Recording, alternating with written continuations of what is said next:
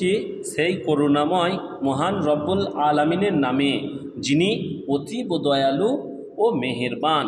তারপরে নবী পাক মুহাম্মদ রাসূলুল্লাহ সাল্লাল্লাহু আলাইহি ওয়াসাল্লামের স্থানে লাখো দরুদ বর্ষিত হোক। আমরা সকলে বলি সুম্মা আমিন সাল্লাল্লাহু আলাইহি ওয়াসাল্লাম। চলো এবার আমরা কিতাব খুলি। আউযু বিল্লাহি মিনাশ শাইতানির রাজীম। বিসমিল্লাহির রহমানির রহিম। এর আগের পর্বে আমরা শিখেছিলাম ওয়াও মাদ্দা কাকে বলে। যদি এই অনুশীলন পড়ার আগে আমাদের ওয়াও মাদ্দাটাকে ভালো করে শিখতে হবে। এই ওয়াও মাদ্দা যদি না শিখি তাহলে আমরা এই অনুশীলনটাকে পড়তে পারবো না। তাহলে ওয়াও মাদ্দা শিখতে গেলে আমাদের হুরুফে মাদ্দার তৃতীয় পাঠটি দেখুন। এবার চলো অনুশীলন শুরু করি। তাহলে এই অনুশীলন শুরু করার আগে ওয়াও মাদ্দা কাকে বলে একটু ধারণা নিয়ে নিই। তাহলে প্রথম হলো ওয়াও সাকিন, তার আগের অক্ষরের মাথায় যদি পেশ এসে যায় তাহলে শব্দকে এক আলিফ পরিমাণ ভাব প্রকাশ করে পড়তে হবে। একে বলা হয় ওয়াও মাদ্দা। এর কাজ হলো শব্দকে টেনে পড়া। তাহলে নুন ওয়াও পেশ আমরা কি পেয়েছি? নুন ওয়াও পেশ নু। এই নু পড়ার কারণে এটাকে আমরা কি বলতে পারি? এটাকে আমরা বলতে পারি ওয়াও পেশের ওয়াও মাদ্দা, নুন পেশের ওয়াও মাদ্দা, বা সংক্ষেপে ওয়াও মাদ্দা। হাফেজ হু, এই হুটাকে আমরা কি পেয়েছিলাম? হুকে এটা হচ্ছে পেশের হারাকাত। তাহলে দুটোকে আমরা কাজটাকে ভেবে নিই। প্রথম কাজ হলো এটাকে তাড়াতাড়ি পড়তে পেলাম, সরি, এটাকে আমরা টেনে পড়তে পেলাম, এটাকে আমরা তাড়াতাড়ি করে পড়তে পেলাম। তাহলে কি হবে একত্রিত করলে? নূহু, তারপরে আসছে তুরু। এই তুরু একত্রিত না করতে পারলে আমরা প্রথম বানান করব। তাহলে ত ওয়াও পেশ কি? ত ওয়াও পেশ তু।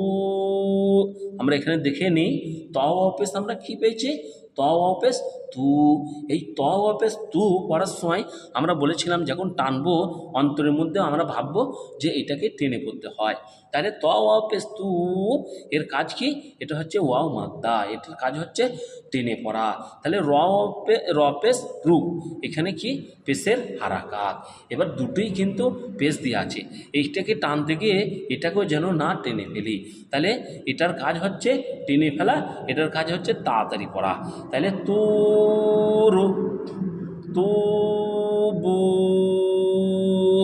এই যে তুবু দুটোই হচ্ছে ওয়াও মাদ্দা। এই দুটি ওয়াও মাদ্দা হওয়ার কারণে এটি দুটির কাজ হচ্ছে তাড়াতাড়ি টেনে পড়া।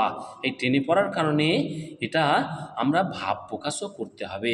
যেমন তুবু, আমরা দেখে নিই তা ওয়াও পেশ কী পেয়েছি? তা ওয়াও পেশ তু, আর বা ওয়াও পেশ কী পেয়েছি? বু। তাহলে দুটোকে একত্রিত করে দিলে তু বু। নূরু, নুন ওয়াও পেশ নু, র পেশ রু, নূরু, নূরু। এবার এই পড়ার সময় নুনকে টানার সময় রকে যেন আমরা টেনে না ফেলি, কিংবা বানান করার সময় নুন ওয়াও পেশ নু বলে তাড়াতাড়ি যেন না চলে যায়, বানানের সময়তেও টানতে হবে। তাহলে নুন ওয়াও পেশ নু, র পেশ রু, নূরু।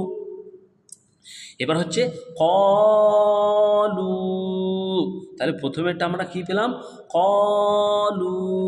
প্রথমেরটা আমরা কি পেলাম? কফ আলিফ। তাহলে আলিফ তার আগের অক্ষরের মাথায় জবর আসার কারণে আমরা এটা কি শিখেছিলাম? আলিফ জবরের কফ জবরের মাদ্দা বা আলিফ মাদ্দা। তারপর লাম ওয়াও পেশ লু, ওয়াও সাকিন, তার আগের অক্ষরের মাথায় যদি পেশ এসে যায় তাহলে এক আলিফ পরিমাণ টান দিয়ে পড়তে হয়, এটাকে বলা হয় ওয়াও মাদ্দা। তাহলে আমরা এখানে কি পেলাম? লাম ওয়াও পেশ লু। হ্যাঁ, তাহলে প্রথমেটা আমরা কি পেলাম?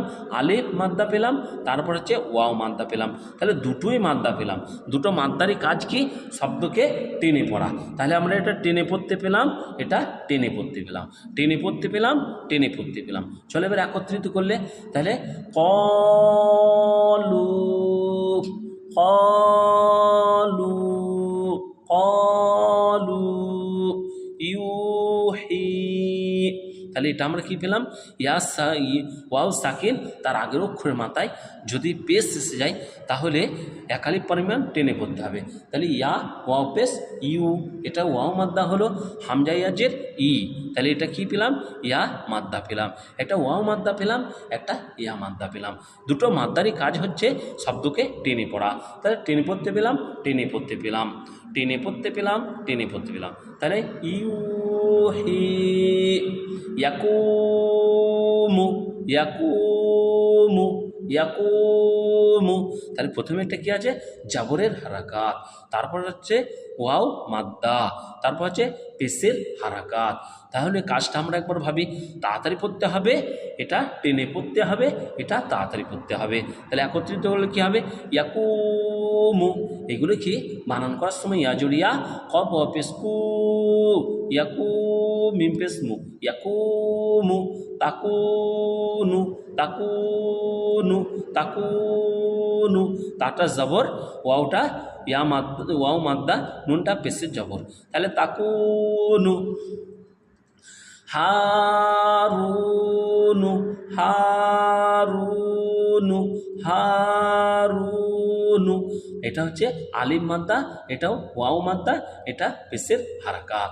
তাহলে এটা টেনে পড়তে পেলাম, এটা টেনে পড়তে পেলাম, এটা হচ্ছে তাড়াতাড়ি পড়তে পেলাম। তাহলে একত্রিত করলে কী হবে, হারুনু, হারুনু। এটা আলিম মাদ্দা, এটা ওয়াও মাদ্দা, এটা পেশের হারাকাত। যখন এগুলোকে আমরা চোখে দেখছি তখন যখন চিনতে পারছি এটা আলিম মাদ্দা, এটা ওয়াও মাদ্দা, এটা পেশের হারাকাত, তখন সঙ্গে সঙ্গে আমাদের কাজটাকেও ভেবে নিতে হবে। কাজটা হলো এটা টেনে পড়তে পেলাম, এটা টেনে পড়তে পেলাম, আর এটা তাড়াতাড়ি পড়তে পেলাম। তাহলে কি হবে, করুনু,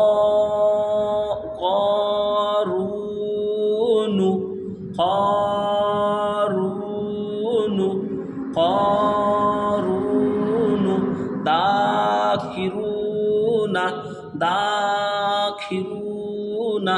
তাহলে প্রথমটা আমরা কি পেলাম, আলিম মাদ্দা পেলাম, তারপরটা হচ্ছে জেরের হারাকাত, তারপরটা হচ্ছে ওয়াও মাদ্দা, তারপর হচ্ছে জবরের হারাকাত। তাহলে কাজটা একবার ভেবে নিই, এটা টেনে পড়তে হবে, এটা তাড়াতাড়ি পড়তে হবে, এটা টেনে পড়তে হবে, এটা তাড়াতাড়ি পড়তে হবে। এবার এত বড় ওয়ার্ডটাকে আমরা বা এই বাক্যটাকে যদি একত্রিত না পড়তে পারি তাহলে সর্বপ্রথম আমাদের কি করতে হবে, বানান করতে হবে। যে দাল আলি জবর দা, খজের খি, দা খি। এই বানান করার সময় খেয়াল রাখতে হবে টানটন যেন না ভুল হয়ে যায়, বা কোনটা কি জবর না হারাকাত, কোনটা কি সেটা জবরের হারাকাত কিংবা মাদ্দা সেটা ভুলে গেলে হবে না। তাহলে প্রথমে দাল আলি জবর দা, খজের খি, দাখি, রাওয়াও পেসরু, দাখিরু, নুন জবর না, দাখিরুনা, সাবাকুনা। তাহলে এটা জাবরের হারাকাত, এটাও জাবরের হারাকাত, এটা হচ্ছে ওয়াও মাদ্দা, এটা আলিম মাদ্দা। তাড়াতাড়ি হবে, তাড়াতাড়ি হবে, টেনে পড়তে হবে, তাড়াতাড়ি হবে, টেনে পড়তে হবে। তাহলে সাবাকুনা,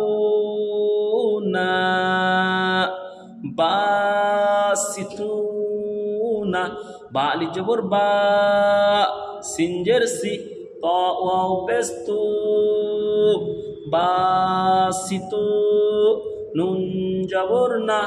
প্রথমে আমরা টেনে পড়তে পেলাম, তারপরে পড়ি তাড়াতাড়ি, তারপরে আমরা পেলাম টেনে, তারপরে করি তাড়াতাড়ি। তাহলে একত্রিত করলে কি হবে, বাসিতুনা, রাজিউনা।